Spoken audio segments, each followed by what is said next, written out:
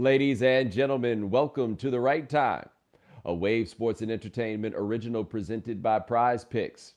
My name is Bomani Jones. Thanks for listening wherever you get your podcast. Thanks for watching us on YouTube. Subscribe, like, rate us, review us, give us 5 stars. You only give us 4 stars. I'm inclined to believe you are a hater. It is that time of week where we have a guest join us, coming to us live, courtesy of Meadowlark Media and ESPN. Howard Bryant. Now, Howard, you are a man from Boston, and I think you have to respect the fact that Jerry West was like, before the Celtics win another championship, I'm just going to blow this pop stand. Rest in peace, y'all. I firmly believe at age 86, Man. if you gave Jerry West the choice of you never see the Celtics win another championship, but you got to die.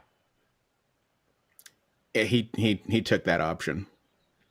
Let me tell you, I bet and you it's if you so gave him the it's choice, it sad might have because happened. I was thinking about it.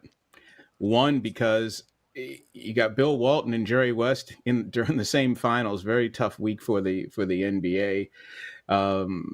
He's a giant. I mean, Jerry West, you could make the argument, is the most influential, the most accomplished person ever associated with the NBA. I mean, even in the 60s, even when he didn't win championships, he was there all the time. He was 0-8 as a player until they finally won against the Celtics. And then he's responsible for 2 dynasties and then the Warriors dynasty, so make it 3. Kobe Bryant is not a Laker without him. I mean, all of it comes together through him. He's the through line. And he's also on the court. He's the logo. I mean, it's all of the things. Right. And so, I mean, when I heard that news this morning, it hit pretty hard. So, a couple thoughts from my end on Jerry West, as obviously somebody who didn't grow up, in a position to watch Jerry West play basketball. But I noticed a couple things. Number one, I ain't never heard no old black man say that Jerry West was not as good as these white folks said he was, and that is a very important test for a white basketball player to pass, right? Like, run the Richard Pryor the brothers clip. would be unfair. Right. The brothers would be unfair about this. Jerry West, nope. Like, look, people had to talk themselves into Larry Bird. Jerry West, across the board, was kind of like, nah, we here. But that is not a small thing, though, because I do think something worth noting is that Jerry West, as I think of it, is like the one player that you think of as being a through line for the NBA through all these decades. And it's a white dude from West Virginia who very clearly was comfortable kicking it amongst black folks. Like, this isn't Bob Pettit, who is like probably now the oldest former NBA superstar, and his name is Robert E. Lee Pettit. Like, you ain't gonna find that man around none of the NBA stuff, right? Like, Jerry West, whole Trump Medal of Freedom notwithstanding, has been there through this whole time. Like, as this league changed demographically, Jerry West was never farther away from it than he was in 1960, which I don't think is a small thing when you start talking about the legacy of somebody like that. Not only that, and it's a great point, but also that he was not a man yelling from the rooftops either about how the black game had taken away his game. He understood what basketball was. He understood where basketball was going. He embraced where basketball was going and recognized that this was the future and that was a good thing. That it wasn't, in my day, and that, if this street game or if this urban game or if this black style game permeates the NBA, we're all doomed. He didn't do any of that. He was like, no, this is the game. And it's actually good for all of us. And he had so much. I think that's the thing that I really love about it. One of the things that I've always disliked about racism in basketball is this idea that the black game has somehow corrupted the game, and that a lot of people rely on these white players to reinforce that thought.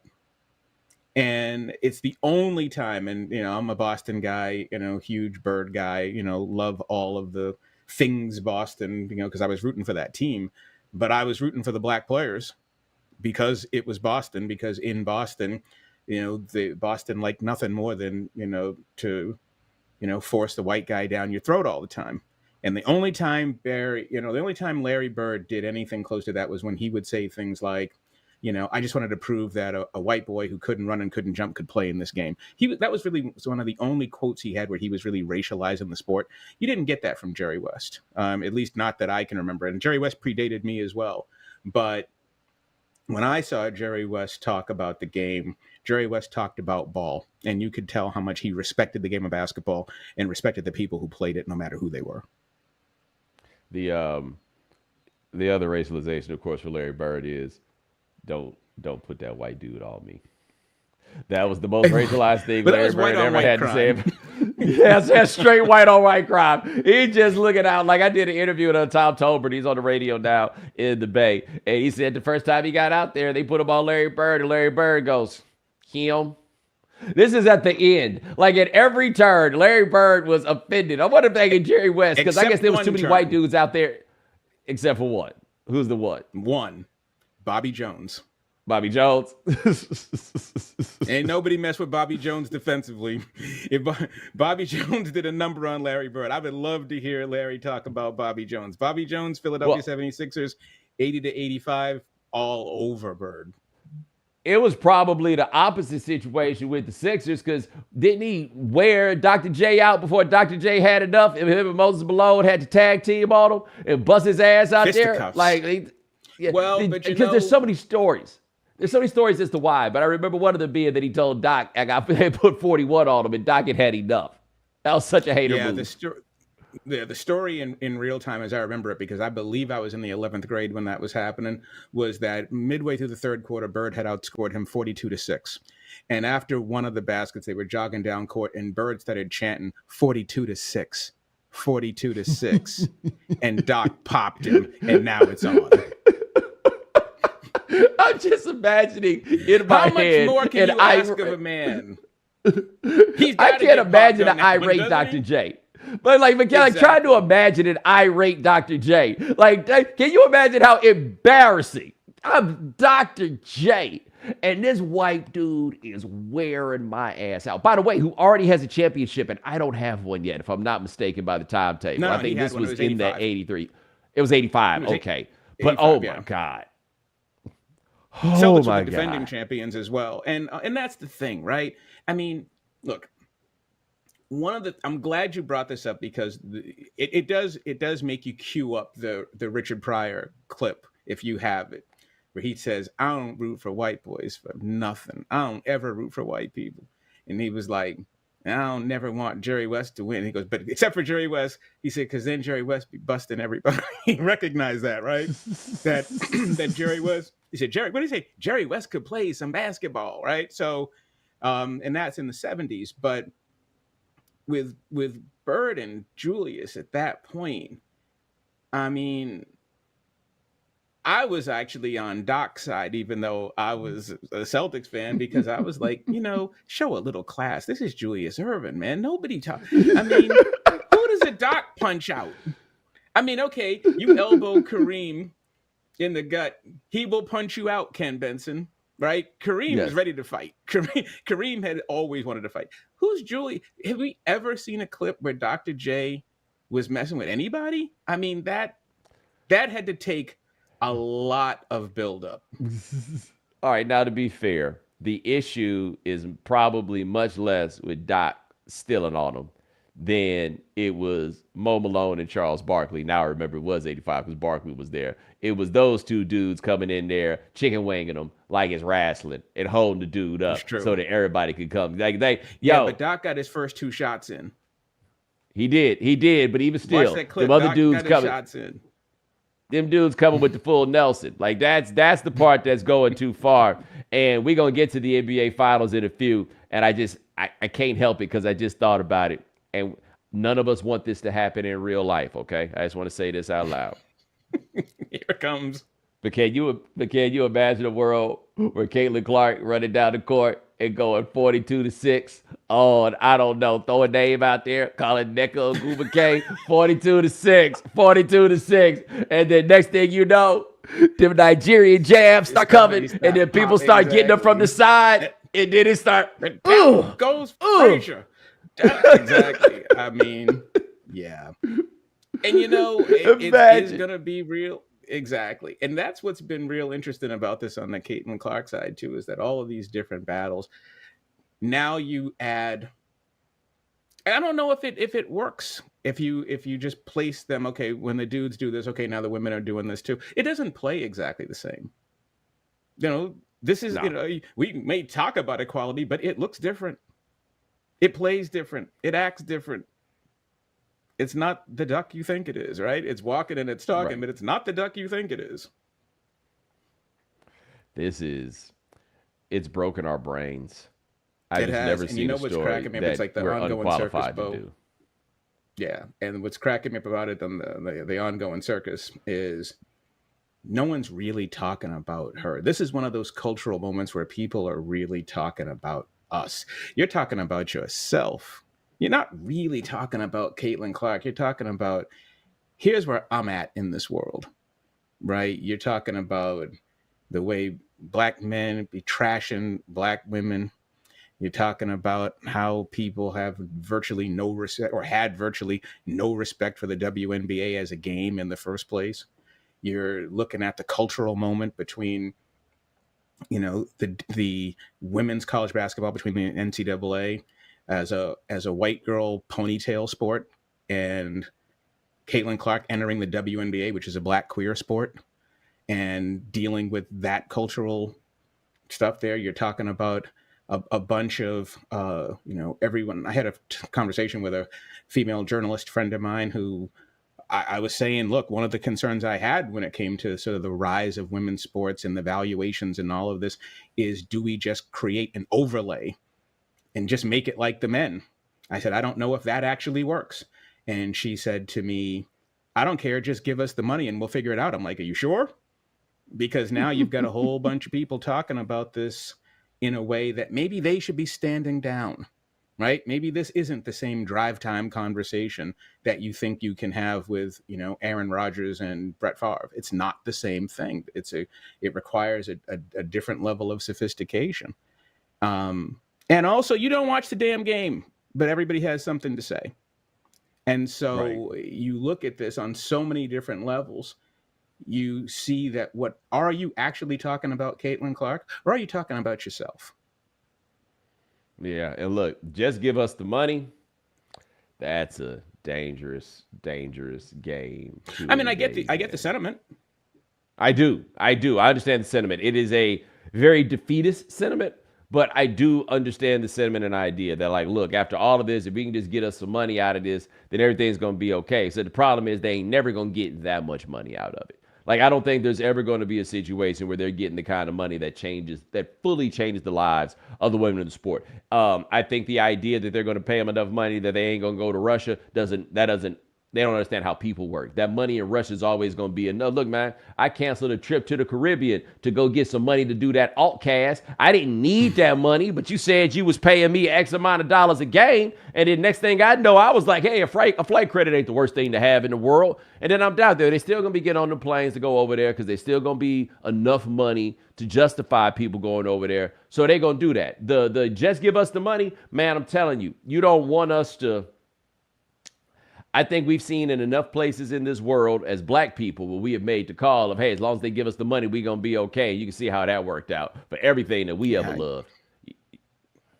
That's right. How did that play out? And I think too that is the, but you're right. Why? Because we've never been taught in this society ever that there's such thing as enough money. When have we ever been taught that having money is enough money? It's always empire. It's always more. So if there's money to be had, it is incumbent upon you as an American to go get it, right? That's what we teach.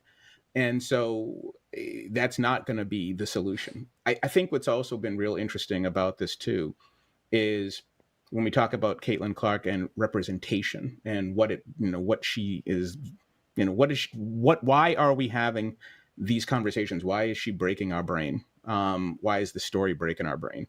And one of the things is you have a lot of men in the business who don't watch the sport, haven't watched the sport, and now have to talk about the sport.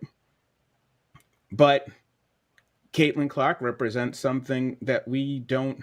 I mean, she represents something that allows us to get to the sport, which is the NBA in men's basketball, essentially, is sold through black guys leaping through the air. It's a vertical game.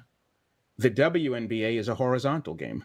Low post players in the WNBA don't spin and reverse dunk. They spin and lay the ball up. It's a horizontal game. It's not exactly nailed to the floor, but it's not a vertical game.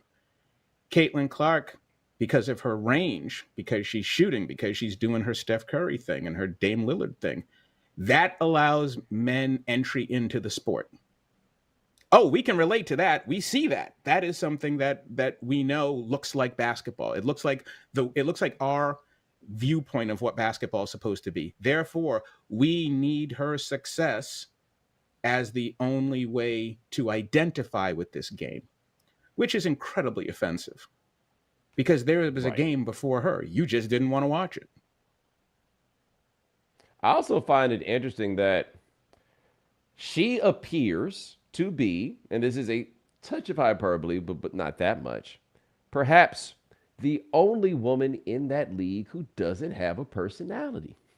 That is a big personality league. Like, that's big personality like the NBA used to be big personality, right? Like, the NBA is no longer a personality league. Like, that's why Anthony Edwards jumps off the screen, because he's one of the last personalities that we got left. That's a big personality league, and Caitlin Clark ain't giving us none of the personality, quite honestly, because it ain't safe out here, right?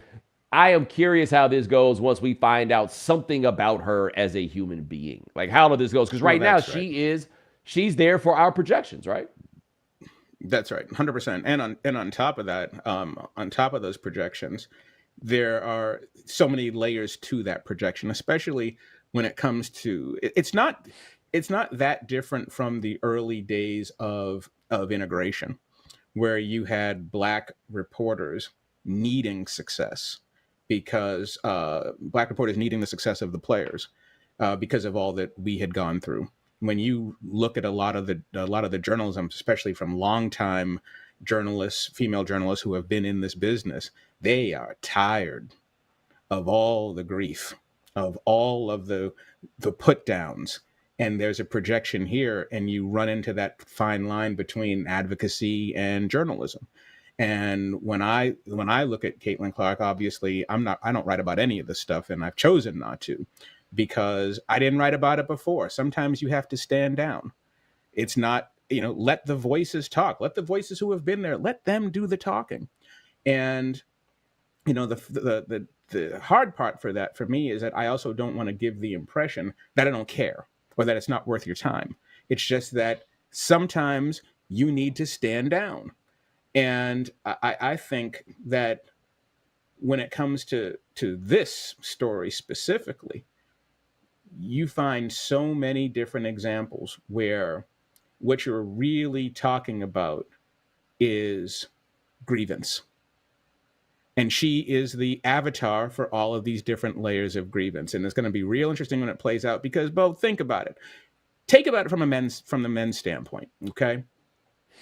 Who is I can only think of one player, and tell me if I'm wrong about this.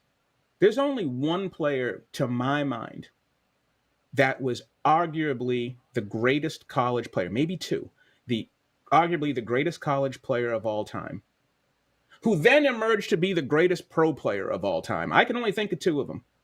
Hold on. We're going to hit them with the cliffhanger and sell some advertisements right fast on the right time.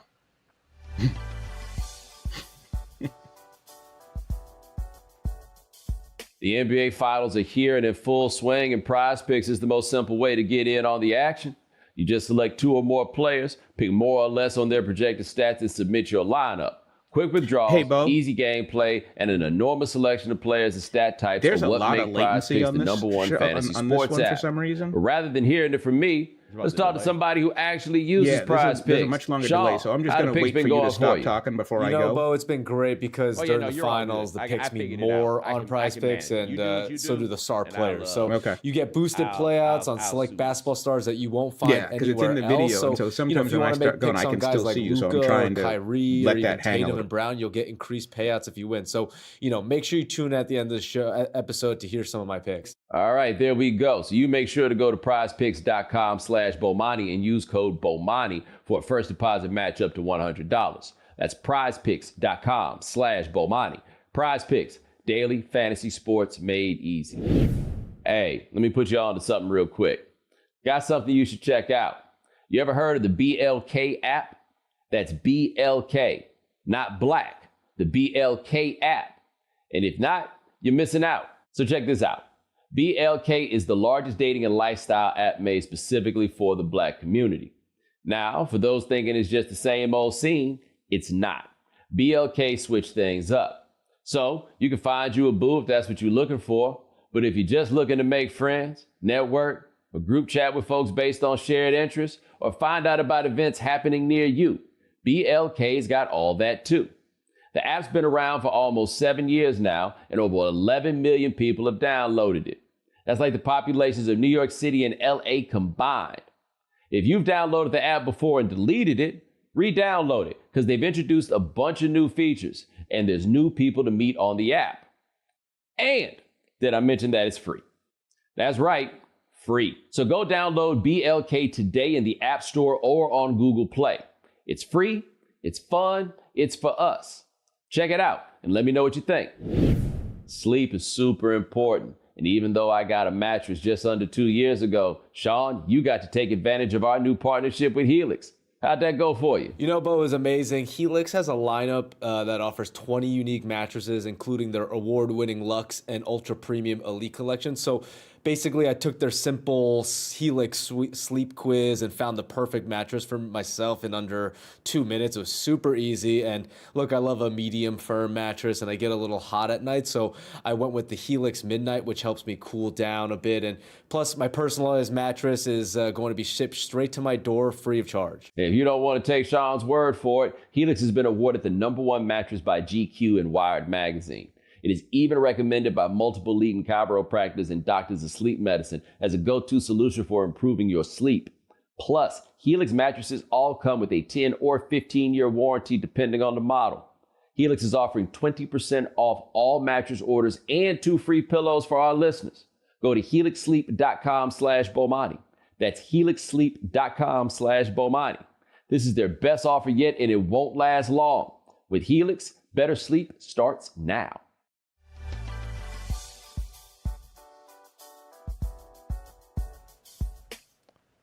All right, we're back on the right time. Luckily, I remember what Howard was saying. We talked about Caitlin Clark. You said you can only think of 2 players that have left college as all-time great college player and then become like all-time great NBA player, and they are. No, what I said was the greatest all-time college player to then become the greatest all-time pro player. And I can only think of 2. One is Bill Russell. The other is Kareem. Yeah. That's a long time ago. And that's a lot of players that we're talking about. So this idea that Caitlin Clark is going to walk in as the record-breaking, great college player and then just come in and steamroll the professional league, there's virtually no precedent for that.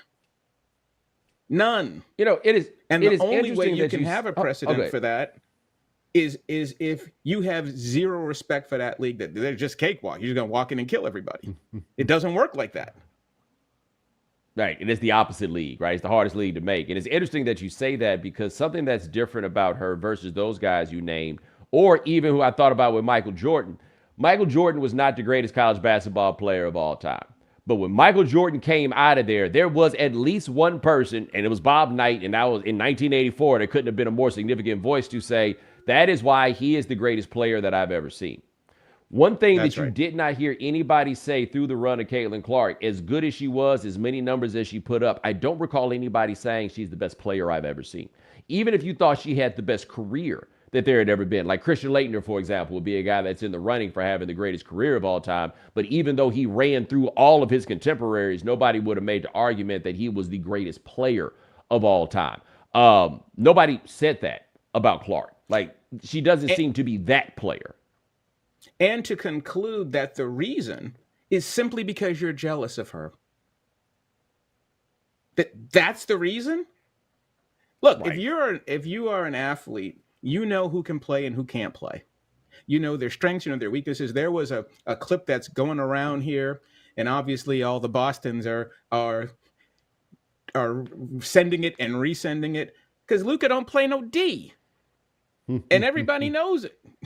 Right? So when you're on the court, you watch Caitlin Clark get her pocket picked. You watch Caitlin Clark's a scorer.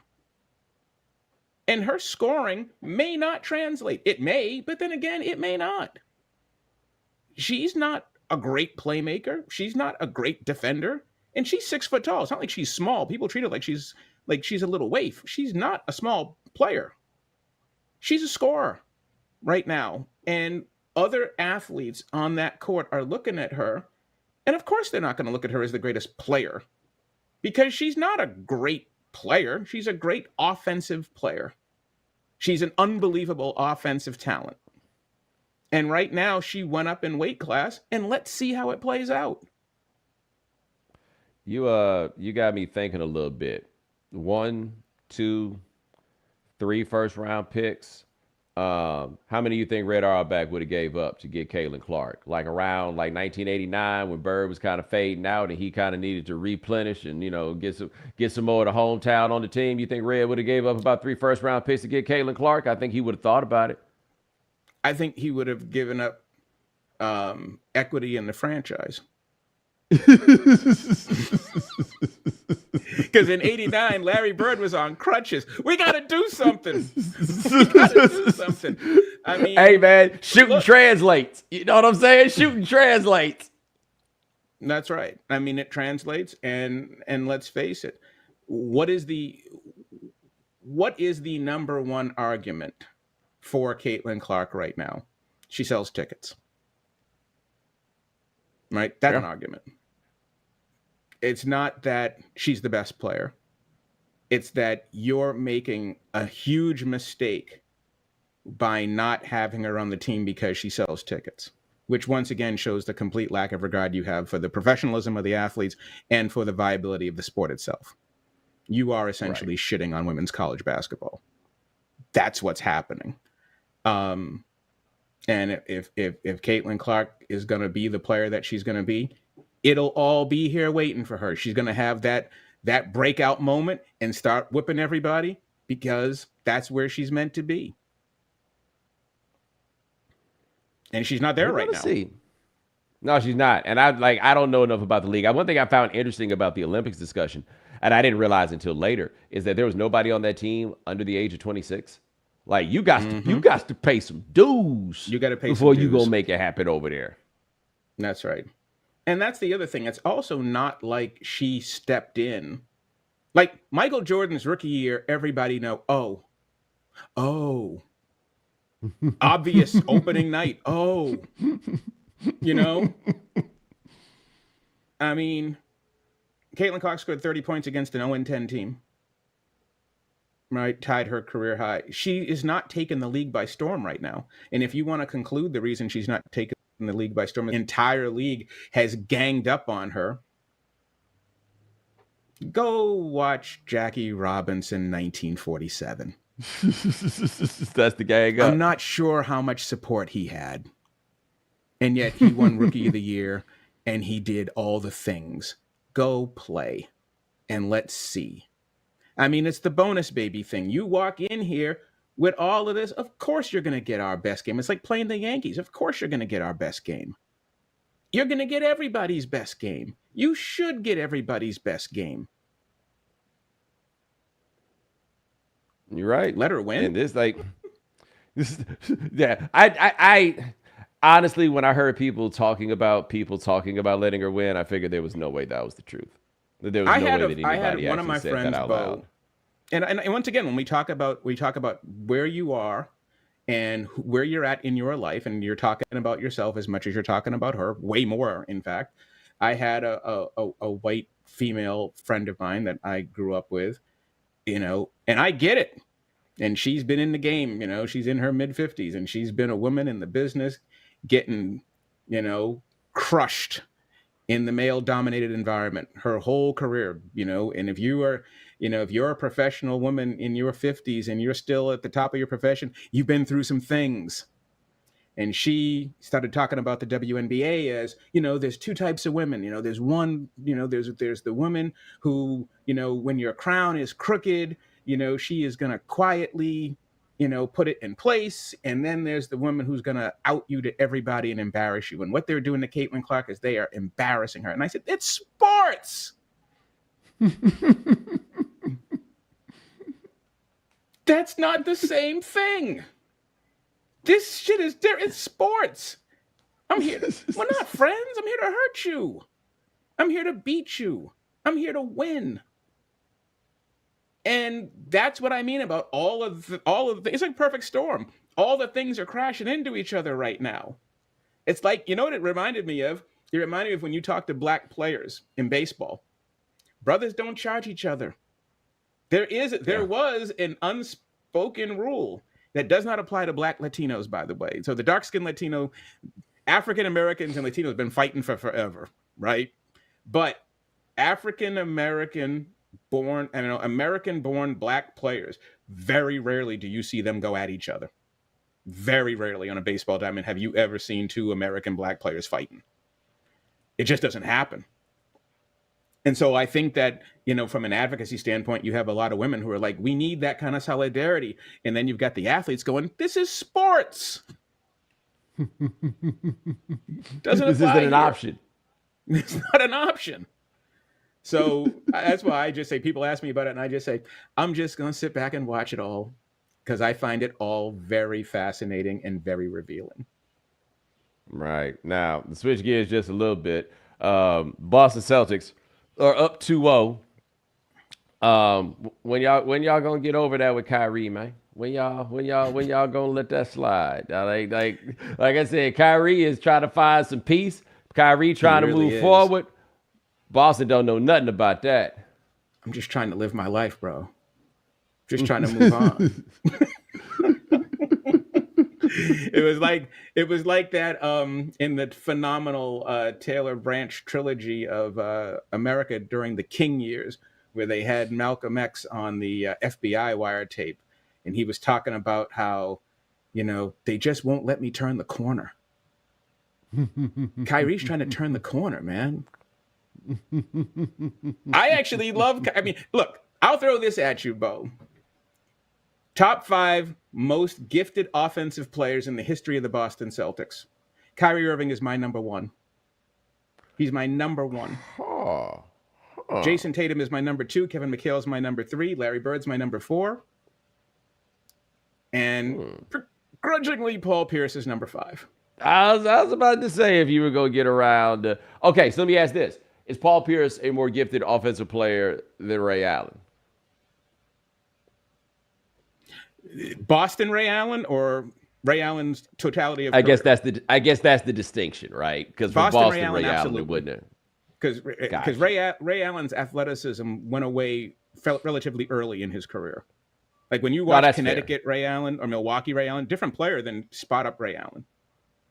That's a fair point. Kyrie, especially now that he's decided to flex this left hand on us. Mm-hmm. Like he's out here shooting 8 to 10 footers with his left hand over people.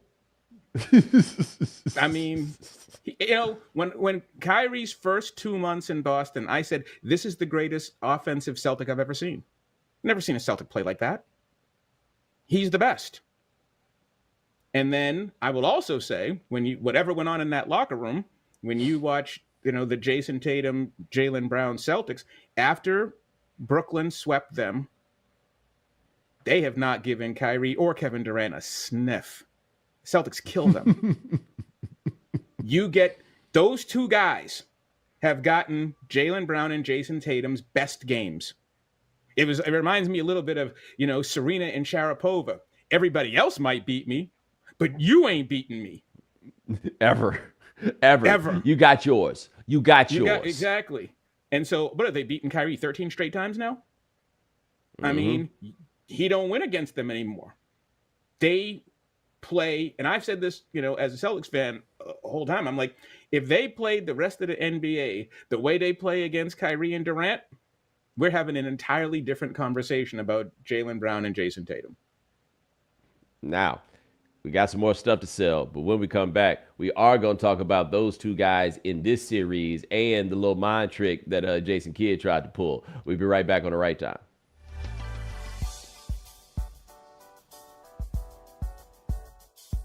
We're officially in the month of June, which means summer travel is in full swing. I unfortunately missed out on a trip because I was down in Atlanta doing some all-cast for TNT. But Sean, what you got going this summer? Bo, it's obviously a bummer about your trip, but I'm sure you got another one in the works. For me, I'm personally excited about a trip to France this summer. Going to spend a couple days in Paris and Bordeaux, and I'm really hoping to take advantage of Viator to book some tours in the Louvre or, maybe get some good restaurant reservations in Paris. Yeah, because if you didn't already know, Viator is a tool you can use to plan and book travel experiences around the world. The Viator app and website make it easy to explore 300,000 plus travel experiences so you can discover what's out there no matter where you're traveling or what you're interested in. Enjoy real traveler reviews to get insider information from people who've already been on the experiences you're considering. Plus, free cancellation helps you plan for the unexpected, and Viator also offers 24/7 customer service so you know you'll get support at any hour if things aren't going as planned. So to all our listeners, download the Viator app now and use code Viator10 for 10% off your first booking in the app. Find the perfect travel experiences for you. Do more with Viator. Later this month, Major League Baseball is holding a special regular season game between the San Francisco Giants and St. Louis Cardinals at Rickwood Field as a tribute to the Negro Leagues. Now, if you did not know, Rickwood Field is the former home of the legendary Birmingham Barons of the Negro Leagues. Over its 114-year history, it has hosted some of baseball's greatest legends, including Willie Mays, Hank Aaron, Jackie Robinson, Satchel Paige, and Josh Gibson. Rickwood Field is also the oldest professional ballpark in the United States, and it will officially host the first ever MLB regular season game on June 20th, 2024. Mark it down on your calendar now, because not only will this game feature several living alumni of the Negro Leagues, the game will also pay tribute to their careers in baseball and the impact they had on the history of our sport and society. So tune in to MLB at Rickwood Field Thursday, June 20th at 7 p.m. Eastern, live on Fox, to watch history in the making as the Giants take on the Cardinals. Go to MLB.com/Rickwood to learn more.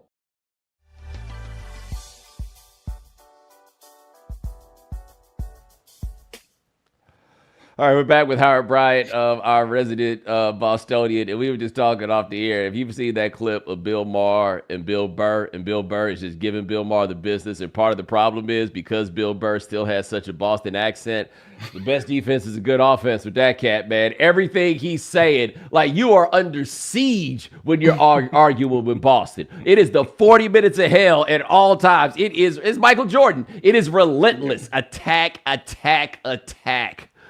Yeah. Well, the Boston Celtics, you can't leave here. You think you're going to leave here and get away with it, Kyrie?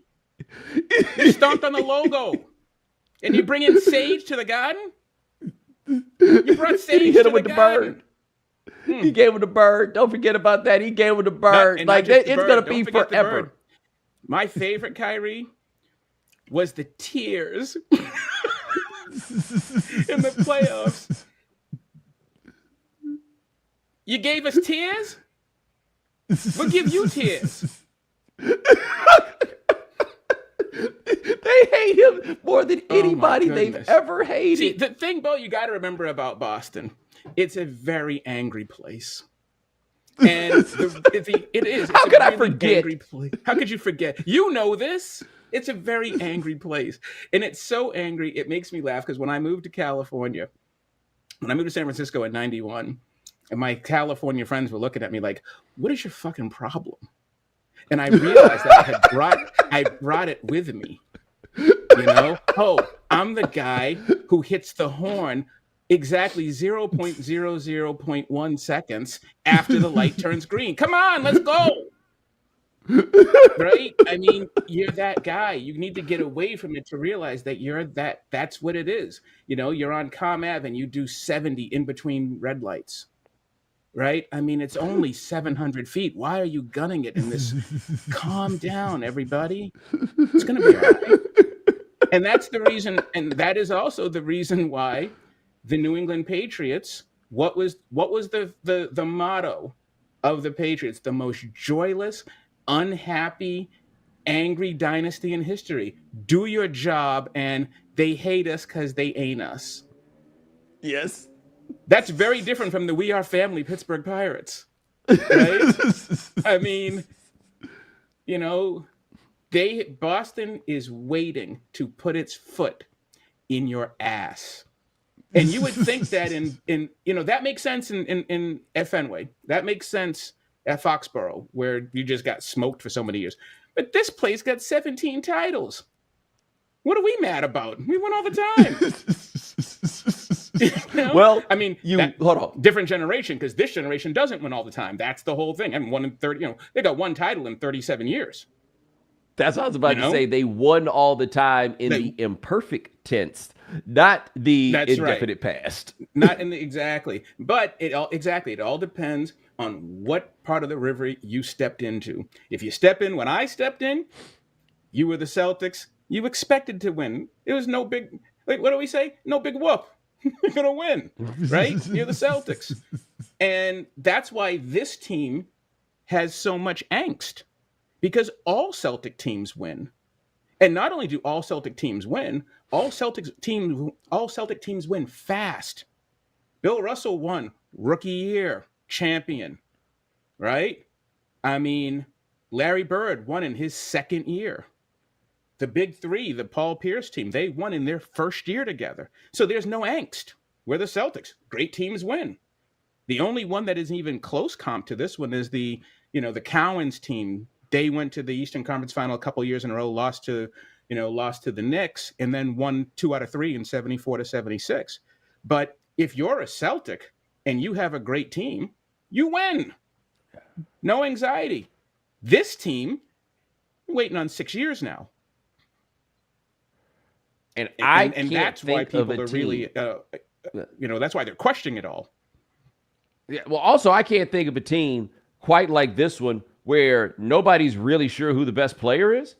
Like, I cannot think of a championship team. You've had championship teams with kind of like a triumvirate at the top or like some group of guys. Yeah. But even take the 08 Celtics. Kevin Garnett was the best player on the 08 Celtics. Doesn't matter if Paul Pierce is the guy that wins Finals doing MVP. The greatest Jedi mind trick of all time, which was saying it's Paul's team, it's Paul's team, it's Paul's team. And yet you watch that season, it was Kevin Garnett's team. He's the best player by far.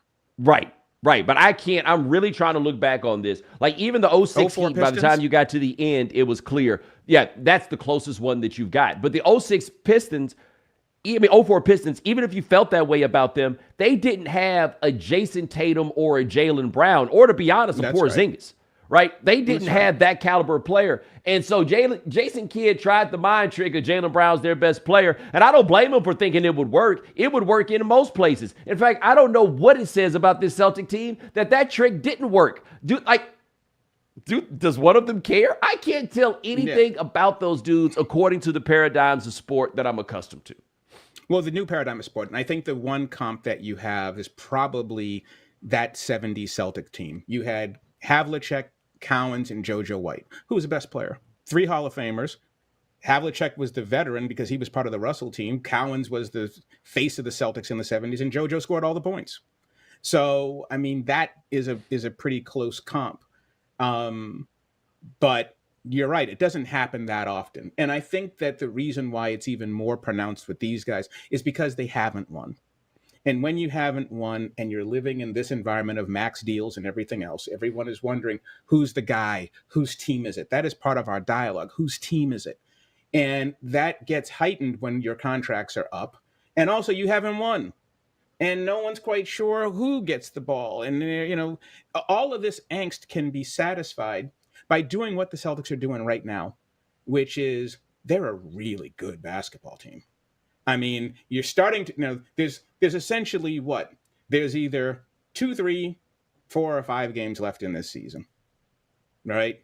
I mean, and in that, it's finally time after all of this to say that's a great basketball team. They do a lot of things. And maybe they are doing the thing that we all say we want to see, which is actually being a team. Maybe they are. Look at Jason Tatum. He's 12 for 38. And he's actually playing really good basketball. You know? And now that Porzingis is probably not going to play, I would doubt he would play game 3. They can beat Dallas without him and then try to use him for the finale. If they can get this game, I get the impression that this team has actually done something that is really, really hard to do, which is believe that it doesn't matter who the best player is. We do pit everybody against each other because we've decided, once again, when we talk about legacy, what you leave behind, part of that Kobe legacy is you have to be the guy. It's your team. And they don't necessarily have to do that. The question is, if they do win, how long does that last before it's like, no, it is my team. I'm the guy. Well, so I think this team has left me with a couple of interesting thoughts, like kind of in a team building sort of sense, right? Number one, Brad Stevens did, I think we'd have to say, an incredible job of GMing this offseason. The move to get Drew Holiday and the move to get Porzingis, right? Because Huge. What that did, at least according to my eye, was you just added a level to this defense that, like, I had always found Porzingis to be Hassan Whiteside is maybe an unfair comparison, but a guy who blocked a lot of shots, but it didn't necessarily mean that he was a great defender. You know what I mean? I didn't know he was this good a rim protector. Yes, that was it. And why did I not know this? He played in Washington last year, and it don't matter who played for the Wizards. I ain't got no idea who played for them right now. You can tell me that Wes Unseld played for them still, and I would have no idea. That's number one. Like, Stevens really, after Stevens may or may not have adopted the spirit of Robert Sarver in his decision to leave head coaching and go to the front office and make the hires that he did. Number two, how do we feel about Joe Mazzulla as an actual head coach? Because last year, people were really hard on him, though we had to remember he had not been a head coach before. But as good as they are, and they traded Marcus Smart, who was supposed heart and soul guy. Ime was apparently a genius for being able to do exactly the same things that Joe Mazzulla is doing right now. But none of us think that Joe Mazzulla, most of us don't think he's that good of a coach, and it's strictly because he's a goddamn weirdo. Well, and it's that, and it's also because the Celtics have made it very, very clear that they've gone Major League Baseball. They're going to, that it's the plan upstairs and not you on the sideline. That's a baseball thing. They've decided to go full analytics, this is the argument of, I've always said it's the players, not the plan. And the Celtics are really doing everything they can to sort of sell, we have a system in place of how we do things. Joe Mazzulla is going right now. His closest comp is going to be Dave Roberts, the manager of the Dodgers. Look at Dave Roberts' career, 1 loss. He's one of the greatest managers of all time. If you just look at his numbers, he's won 100 games. What, 4 times? 5 times? I mean, he is unbelievable, and nobody knows if he's good at his job. Nobody. And I think that, part of Mazzulla's issue is he inherited a Cadillac. He inherited an Escalade. He got a championship-ready team. So if Ime was the coach, did they win the championship? If Frank Vogel's the coach, do they win the championship? I mean, they're stacked. That team is loaded. And they are loaded for the way that the modern game is. One of the questions that I always had, that we were having this conversation back in September and October. Can you win a championship on volume? I don't think so. I mean, I've never thought that. I disagree with the Celtics analytics that 3-point attempts is the most important stat in basketball. I completely disagree with that, especially in the postseason when possessions are like gold. They went 10 for 39 in game 2 and won the game. But they won the game because they went to the foul line 20 times and got 19 points out of it. So, it's still the same wheel. But Mazzulla is he's a beneficiary of having two of the greatest young talents in the sport right now. He's a beneficiary of having an outstanding front office that knows. And I believe when they made that deal, the only question I had with Porzingis was whether or not you were going to see him on the court. Like when was he going to get hurt and you were going to lose him? Because watching him the first couple months of the season, you're like, this is a much, much, much better team. Derek White's a better player. Drew Holiday is a better Marcus Smart. So they upgraded in every area, and Al Horford is still the heart and soul of that squad in terms of their professionalism. They've got it all. And does that mean Joe Mazzulla doesn't know what he's doing? No, I think Joe Mazzulla is growing as a coach, but I don't think we're ever going to really know. And we never know how good these coaches are until you have another comparable situation to see what they do. Is Ty Lue a good coach? Ty Lue's a pretty damn good coach. And would we have known that when he took over in Cleveland? No, because he was handed a championship level team. Now, he's a good coach. What you think Ime be saying about Joe Mazzulla when he not around? I would love to know what Ime think about this dude. I would love to know what Ime think about Ime, because this should be you. Alperen Sengun's a nice player to coach, but this should be you.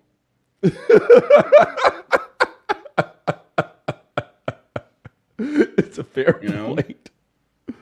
I mean, why aren't you coaching? Why aren't you coaching this team right now, man? Look, I'm gonna tell you something, right? I'm gonna tell you something right now, and I think that what you raised is a fair question. And I don't know. Okay, I got a slight idea what Ime prioritizes, but for purposes of this discussion, I will simply say I don't know what Ime prioritizes. I'm gonna just say this. His Nigerian ass down there in Houston, I can't imagine how much fun he's having. I don't know how many championships. I don't know how many championships the Celtics will have to win for Ime to not be like, this was God's plan. This was God's plan right here, boy. He and Joe Mazzulla got one thing in common. This God's work. He may very well be saying, I'm actually the champion here. Yeah. He's like, man, I ain't even watching the finals. Yeah. I was just at happy hour at Papano's, minding my own business. Damn, the game tonight. Man, I had no idea. You have a job. I'm actually the champion. Right. Ime down there like, boy, ain't nobody mad all the time down here. Never get cold. You know what I'm saying? Yeah. Hey, man, Ime, I'm just out here doing me. Sign my shirt, Ime, over here.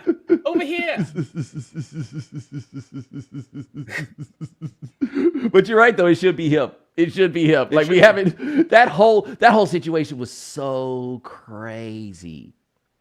Yeah. And once again, like I said, I mean, and that's not taking anything away from Mazzulla, whom I'm not a huge fan of, because I do think that I don't think he's a leading man yet. I think he's incredibly insecure. I think he's, he's got that standoffishness that you see with coaches who aren't quite grown up enough yet to do the job. I mean, there's no reason to be combative on every single question, right? The questions that people have asked him, you always know that you've got a guy who's got a problem with maturity and with being on the stage when he gets mad at basic questions. Like when he gets standoffish and feels like he has to be defensive on the most innocuous basic stuff. I mean, there are times when guys are trying you, but really, you had a game this season where you didn't attempt a single free throw. I mean, that is a reason. I mean, like, seriously. And maybe, like, once again, maybe he'll grow into the job. I mean, Terry Francona and I used to talk about this all the time. Now, Tito and I would go behind closed doors, and I was like, Tito, really? Why'd you blow that guy up? He asked you about your fifth starter. Why did you blow him up? Right? And Tito now, everybody loves Tito. Tito, Terry Francona is one of the greatest managers of all time, and nobody would, if he's on your top 5 of guys you would love to hang out with at all times. He's phenomenal. But when he came out of Philadelphia, he had a huge chip on his shoulder that everybody was out to get him, and he had to, get them before they get you. And that was that sort of media sparring, and you can see a little bit of that with Mazzulla, and maybe it's just it's the sort of I have to prove I belong here act, when actually maybe being yourself is the better way to go. Unless this is who you are, then being yourself is actually not that much of an asset. Yeah, and I have tried to consider, as I've gotten older and as the world has changed, that when people behave what we would call strangely, that perhaps there is, shall we say, an explanation, right? Like I try to Or maybe hold they're out just the thought strange. more and more. The internet has taught me that, oh man, some people might have things that make it difficult for them to process their behaviors and the ways that they interpret other people's behaviors. And maybe that is the case with our guy, Joe Mazzulla. But I am very curious, and maybe it's because of what you talked about, the front office runs this. I look at Brad Stevens, who is a pretty good people person, right? Like I think that he recognized on the people end of things, he probably didn't need to be the coach anymore, even though he is a legitimately brilliant basketball mind, and then decided to bring in a guy that one might charitably term a weirdo. That was That's right. well, I Well, guess and it also wasn't his let's initial decision. He started off a cool ass eBay, and then he was in a pinch. It was like, well, I guess we'll get this guy, and then made Sam Cassell his lead assistant this year, which I firmly thought was, you better start this season out on time, because if you start off late, that guy right there is Ty Lue to he's going to David be the Black. coach. He gonna take your job. Yeah, but you also even before the playoffs started last year, before the playoffs started, they re-upped him 4 years. So they had made the call that he was their guy, and that's perfectly fine. But that was, that's what I'm saying about moving into the baseball realm, where the front office is looking at that position as a position of control. There aren't that many basketball coaches don't have that level of control because it's a players league anyway. But the Tommy Lasordas and the Billy Martins of the game and the Earl Weavers and the Bobby Coxes, that position is dead. Those guys are gone. Everybody in baseball who is a manager now is answering to the front office. They're setting all the terms. And so, whereas basketball doesn't really have that outside of championships, you get that when you win championships. If you're Pop or Spoelstra or somebody, then they foist that upon you. But it's a players' league, and I think that one of the smartest things that Brad Stevens did, and I don't know if this is accurate or not, it felt like it was happening. I got the feeling that Brad Stevens, coming out of Butler, recognized that not only did he realize that the skill sets are different to coach in the NBA, but this generation of player empowered play, that they need a black coach. And if you notice, his last two coaches have been black and maybe black, kind of black. You talk about the Stallion in Nazareth, like. He not.